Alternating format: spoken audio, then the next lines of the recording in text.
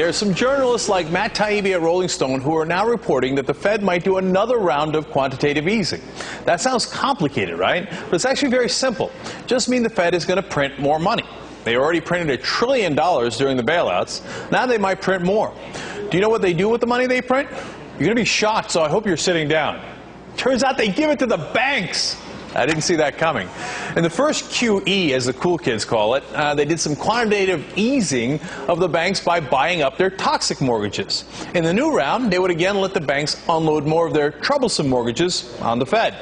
In fact, this is the new way to do bailouts. Gretchen Morgenson of the New York Times reported last week that there's a giant loophole in the finance reform bill that allows the Fed to rescue the top banks if an emergency were to arise. After the TARP debacle, the bankers have figured out how to rob us more efficiently. There's no point in asking the taxpayers for the money anymore. Turns out the American people hate that idea. So then they just go to the Fed and get the money from them. That's much easier. It's all good until we realize there might be a downside to the Fed printing $2 trillion. When inflation hits along with unemployment, we'll be back at the fun times of stagflation. But the bankers will have all gotten much richer by then, so mission accomplished. Matt Taibi is a political reporter and a writer for Rolling Stone. I just mentioned him earlier. He joins us now. How are you, Matt? How's it going, Cenk? Good, good. See you again. It's good except for all this QE nonsense, yeah. Right? QE makes my head hurt, man. It does. All right, so look, I want to understand how they buy stuff, because that's really important, right? So the Fed will print money, will buy new things. What are they buying, and how are they buying them? Well, first of all, just got to back up and realize that this is really the third strategy for stimulating the economy. The first two we've already done. You can slash interest rates to nothing to stimulate the economy, but we were already at zero. We've already done that. You can have the government, hire people to build bridges and roads. We've already done that to the tune of almost $800 billion. So this is the third and last strategy, which is just to print a whole bunch of money and buy stuff with it. And they already did one round of this. They did over $1.5 trillion of buying mortgages and treasury bonds. That was called QE1, and that was between March of '09 and March of this year. And now they're going to do another round of this where they just go out and they buy a whole bunch of treasury bonds and probably a little bit of mortgages too, and that's how they're going to do it. See, that's the part I don't understand. When you go to the mortgages, buy the mortgages. I know that they bought toxic mortgages the first time around. They're buying new mortgages. Who determines the price? And what do the banks get to pick their worst mortgages? I mean, why do they want to sell their good mortgages? You see what I'm saying? Well, from what I understand, this is sort of a wink-wink kind of nudge-nudge system where the people at the Fed basically talk to the guys at the banks and they say, we're going to be buying a whole bunch of X, so you should load up on X, and then in a week and a half or so, you can sell it all to us. So they go out into the market, and it's sort of this informal, like you said, it's basically a bailout of the banks. If you're at, say, one of those big banks, multinational banks, you go out and you buy a whole bunch of Fannie Mae's or whatever it is, and then in a week and a half's time, you can go and sell it to the Fed at above market rates, and it's basically free money.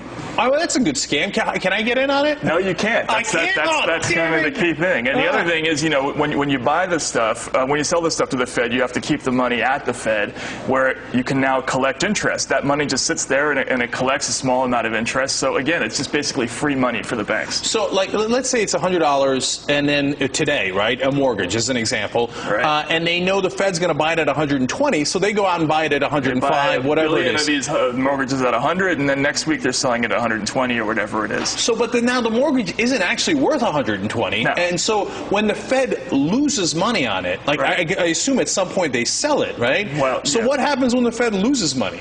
Well, I mean, the future consequences of all this stuff are just dastardly on all sides. I mean, remember, if all this money ends up in the economy, you're just suddenly releasing $2 trillion or $2.5 trillion into the economy, and next thing you know, it's like a friend of mine said, "Where's Zimbabwe?" I mean, the dollar is going to be toilet paper. You have a hyperinflationary situation, and that's a disaster. I mean, there are all kinds of potential negative consequences of this that really are a disaster to even think about. So when we have the inflation that, at this point we're not worried about it, but soon we're going to be if you pump in all this money. I remember like the old days of Argentina when they would just keep printing money, right. And then it wound up in a disaster. How does that hurt the average guy? Well, because his money's worth less. I mean, once the dollar is depreciated, if you have money in your bank account and it's worth 3/4 of what it was a few months ago, then you've lost all that money, and you're basically, that money is gone to subsidize capitalizing the banks. It's a straight up capital transfer from ordinary people who have savings to banks that are now making profits. And who runs the Fed that makes this decision? I mean, obviously we got Bernanke, right? But who's behind Bernanke? Well, I mean, it's the presidents of the individual Federal Reserves. The New York Fed is obviously a big power in all of this. But the important thing to remember about all this is that the Federal Reserve officials are not really elected officials. I mean, obviously they're appointed by an elected official. But none of this stuff, there's no referendum on this program by any elected officials, really. I mean, think about the brouhaha there was over an $800 billion stimulus. That was a massive national controversy. And here you have a program that's probably twice that size and doesn't even involve real money. It's money we're inventing out of thin air, and you hear almost nothing about it. It's really amazing. Right, and the banks are the ones that picks a lot of the people on the New York Fed, right? On the bank. Obviously, so yes. it's the banks paying themselves. Right. So, I mean, that's a good racket, yeah, right? It's a great racket if you can get a part of it. Right, yeah. Exactly. And so is this is this a way of doing the biggest bank robbery of all time? Yeah, basically where the banks decide, hey, you know what, we're going to pay ourselves, and eventually your money's going to be worth less, but that's not our problem, it's your problem. Right. It's great for them in the short term. It's terrible for us in the long term, and it's just one of another of these long lines of bank robberies that have been going on in the last 2.5 years. I mean, if you borrow money at 0% interest and lend it back to the government at 3% interest, I mean, that's also a bank robbery. This kind of stuff has been going on under everybody's noses, and nobody really does anything about it, and it's kind of amazing. Matt, real quick, last thing here. Did they figure out, oh my God, why am I right about this? Why the hell are we going to the taxpayers? They don't like this stuff. Let's just do an end run around it, and let's just go to the Fed and just print the money. Right, exactly. Is that right? Is that the new scam? Right. I mean, effectively it works out that way. I mean, everybody who's involved with this will have a justification for it. They'll all say we're doing this because we're desperate to kickstart the economy. But, on an individual level, it works out great for a whole lot of the people involved, and you have to wonder about their motives. Gee, I wonder how that happened. All right, Rolling Stone's Matt Taibi doing some great work on this story. Thank you so much. Thanks a lot.